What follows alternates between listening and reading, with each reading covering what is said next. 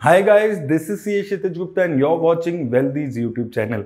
दोस्तों, अगर आप अभी तक मेरी वीडियोस देखते आ रहे हैं तो आपको एक चीज समझ आ चुकी होगी कि किसी भी कंट्री की अगर स्टॉक मार्केट में ग्रोथ चाहिए तो उसकी जीडीपी ग्रोथ होना बहुत ज्यादा जरूरी है। जीडीपी ग्रोथ होता क्या है, इसका अगर आप सिंपल लेमन भाषा में समझे मतलब, तो इसका मतलब ये है कि जो लोग हैं उस कंट्री के वो ज्यादा पैसा स्पेंड कर रहे हैं, वो ज्यादा प्रोडक्ट्स खरीद रहे हैं, ज्यादा सर्विसेज ले रहे हैं और एज अ होल जो उस कंट्री की इकोनॉमी है वो ग्रो हो रही है। और वहीं अगर लोग कम स्पेंड करेंगे, प्रोडक्ट्स कम खरीदेंगे, तो उनकी जो इकोनॉमी है वो स्लो ग्रोथ होगी। तो ये बहुत ज्यादा जरूरी होता है कि जीडीपी ग्रो हो किसी भी कंट्री की, क्योंकि अगर जीडीपी ग्रोथ होगी तो उसका इंपैक्ट क्या आएगा कि उस कंट्री में जो कंपनीज हैं उनका प्रॉफिट ज्यादा होगा। अगर प्रॉफिट ज्यादा होगा और वो कंपनी स्टॉक मार्केट में लिस्टेड है तो उसका जो शेयर प्राइस है वो बढ़ेगा और एज अ होल अगर आप देखेंगे स्टॉक मार्केट में एक इंक्रीमेंट देखने को मिलेगा, एक प्रॉफिट लोगों को यहां पर स्टॉक मार्केट में देखने को मिलेगा।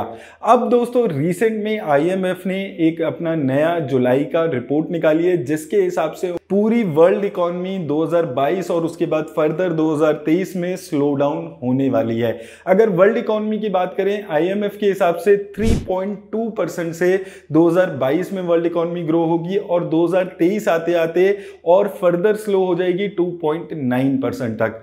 इसके लिए मैं रेफरेंस के लिए आपको बताऊं, 2021 में 6.1% के आसपास तक ग्रोथ यहां पर वर्ल्ड इकोनॉमी में देखी गई थी, जो अभी लगभग आप देखेंगे 50% यहां पर रह जाएगी और फर्दर 2023 में और ज्यादा स्लो डाउन देखने को मिलेगा।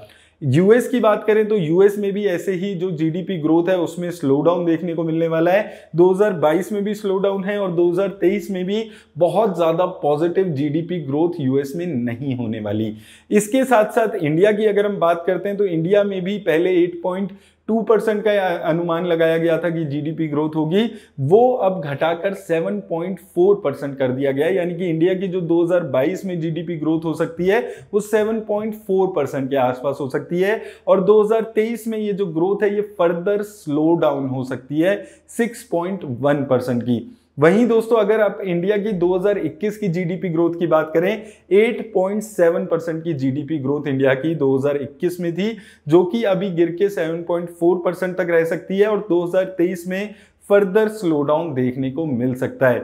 इसके 2-3 मेन रीजन बताए जा रहे हैं। सबसे बड़ा रीजन रशिया और यूक्रेन का जो वॉर चल रहा है, जो लगभग 6 महीने से चल रहा है, वो एक सबसे बड़ा रीजन यहां पर बताया जा रहा है। दूसरा रीजन दोस्तों कि ये जो यूएस में अभी रिसेशन का खतरा आने लगा है, स्लो ग्रोथ का खतरा आने लगा है, उसका इंपैक्ट पूरी वर्ल्ड इकोनॉमी पे आने वाला है। और साथ साथ जो चाइना में हम देखते हैं लगातार अभी तक कोविड-19 के लॉकडाउन्स वहां पर लग रहे हैं, बहुत ज्यादा स्लो ग्रोथ हो गई है चाइना की, वो भी एक रीजन है जिसकी वजह से ओवरऑल इंपैक्ट पूरी वर्ल्ड की इकोनॉमी पे आने वाला है। तो अब इसका मतलब क्या है, अगर आप स्टॉक मार्केट में इन्वेस्ट करते हैं आपके लिए, तो इसका सबसे पहला मतलब यहां पर बनता है कि ग्लोबली अगर ग्रोथ नहीं आएगी तो स्टॉक मार्केट से बहुत ज्यादा रिटर्न आने वाले 2 सालों में एक्सपेक्ट करना आपके लिए गलत होगा।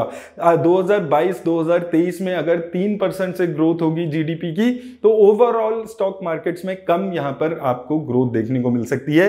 स्पेसिफिकली अगर आप यूएस में देखेंगे 1.5-2% की ग्रोथ जीडीपी की अनुमान है, तो जो उनका स्टॉक मार्केट है वो मैक्सिमम 5-7-10% की रिटर्न दे सकते हैं अगर बहुत अच्छी रिटर्न स्टॉक मार्केट देता है तो। वहीं दोस्तों, इंडिया की स्टॉक मार्केट की अगर हम बात करें तो ये मुझे लगता है कि एक पॉजिटिव चीज है कि इतनी बाहर इतना ज्यादा कम स्लो ग्रोथ होने की वजह से भी के बाद भी इंडिया अच्छा खासा ग्रोथ करने वाली है। 7.4% की ग्रोथ इंडिया में आज इस साल भी रहने वाली है और अगले साल भी 6% के आसपास की ग्रोथ की अनुमान है। और दोस्तों देखिए, ये चीज हमें ये चीज समझाती है कि इंडिया अभी भी एक डेवलपिंग कंट्री है। और अगर आप इस चार्ट को देखेंगे, यहाँ पर मेजरली जितनी भी कंट्रीज हैं वहां पर सबकी जो ग्रोथ है वो 3-4% के आसपास है। इंडिया और 1-2 कंट्रीज को अगर आप और छोड़ दें, किसी की भी इतनी ज्यादा ग्रोथ जीडीपी में नहीं होने वाली है। तो लॉन्ग टर्म में इंडिया में अगर आप स्टॉक मार्केट में इन्वेस्ट करते हैं तो मुझे अभी भी बहुत ज़्यादा लगता है कि यूएस, यूके, यूरोप, ये जो डेवलप्ड कंट्रीज हैं, इनसे ज़्यादा रिटर्न्स, इनसे ज़्यादा ग्रोथ इंडिया की मार्केट में मिलने वाली है, क्योंकि बहुत ज़्यादा स्कोप अभी इंडिया की मार्केट में है और इनकी जो मार्केट्स हैं ये ऑलरेडी बहुत ज़्यादा बड़ी मार्केट्स हो चुकी हैं।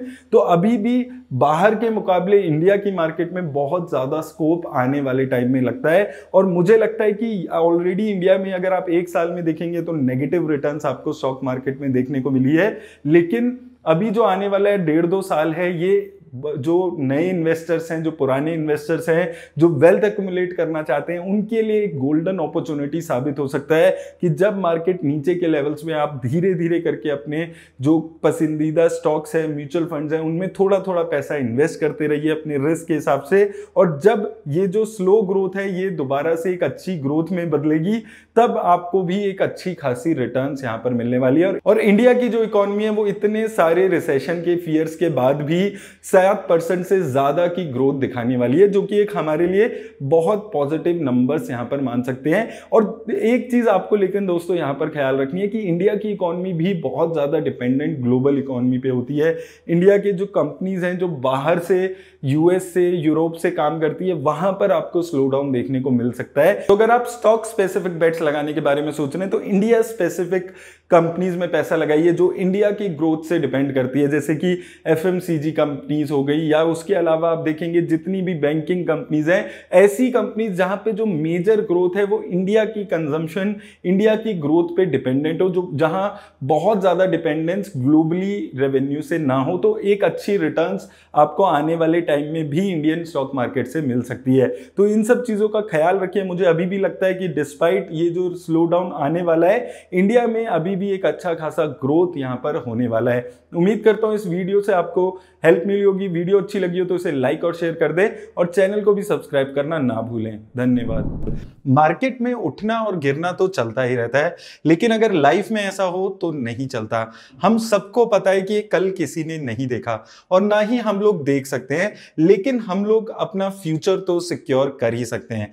So I am going to tell you about 3 reason why you should consider getting term insurance plan today. सबसे पहला रीजन अपने पेरेंट्स और अपनी फैमिली के लिए। जब भी हम टर्म इंश्योरेंस प्लान लेने के बारे में सोचते हैं तो हम अपने वाइफ, अपने बच्चों के नजरिए से सोचकर टर्म इंश्योरेंस प्लान लेते हैं, लेकिन आपके पेरेंट्स का क्या? अगर भगवान ना करे ऐसा कुछ हो, लेकिन कल को अगर आपको कुछ हो जाता है तब उनका क्या होगा? तो ऐसे में काम आता है टर्म इंश्योरेंस प्लान, जो आपके जाने के बाद भी आपकी फाइनेंशियल वेलबींग का ख्याल रखती है, आपकी फैमिली की, और आपकी फैमिली को सिक्योर रखती है। दूसरा रीजन अपने डेट पे ऑफ करने के लिए। अक्सर हम लोग अपनी पहली या दूसरी जॉब लगते ही अपनी ड्रीम कार, अपने ड्रीम हाउस के लिए लोन ले लेते हैं, बट अगर कल को आपको कुछ हो जाता है तो वो जो आपकी ईएमआई बच जाएगी लोन पे, उसका क्या होगा? उसके लिए काम आता है आपका टर्म इंश्योरेंस। टर्म इंश्योरेंस में जो आप सम एश्योर करते हो, उससे आपके जाने के बाद भी आपके पेरेंट्स, आपकी फैमिली, वो जो आपका बचा हुआ लोन है उसको उतार सकती है। इसलिए टर्म इंश्योरेंस लेना आपके लिए बहुत ज्यादा जरूरी है। और तीसरा रीजन है रीजनेबल प्रीमियम। जब हम यंग और हेल्दी होते हैं तो बहुत सारे इंश्योरेंस हमें काफी कम प्रीमियम पे एक अच्छा खासा कवर दे देते हैं। आप 1 करोड़ तक का इंश्योरेंस करवा सकते हैं 1000 से 1500 पर मंथ में। और हम सबको पता है ये बहुत ही लो कॉस्ट है, लेकिन जैसे जैसे हमारी उम्र बढ़ती जाती है ये जो प्रीमियम का अमाउंट है ये भी बढ़ता जाता है। तो इसलिए आपको एक सर्टेन एज तक इंश्योरेंस लेना बहुत ज्यादा जरूरी हो जाता है। So if you are interested in taking a term insurance plan, I will highly recommend you to talk to wealthy's trusted wealth partners. They provide free consultation and spam free advice. तो wealthy के wealth partner से consultation book करने के लिए मैंने link description में आपको दे दिया है। आप जाकर अपने टाइम के हिसाब से उनसे मीटिंग फिक्स कर सकते हैं, अपने सारे डाउट्स उनसे क्लियर कर सकते हैं। और एक चीज मैं आपको बार बार बता रहा हूं कि ये जो कंसल्टेशन है ये बिल्कुल फ्री है, एकदम फ्री ऑफ कॉस्ट है, आपको कोई भी पैसा नहीं देना होगा। तो आप अपने सारे डाउट्स यहां पर जाकर क्लियर कर सकते हैं। तो आज ही अपनी कंसल्टेशन वेल्दी के वेल्थ पार्टनर्स के साथ आप फ्री ऑफ कॉस्ट बुक करें। Think wealth, get wealthy.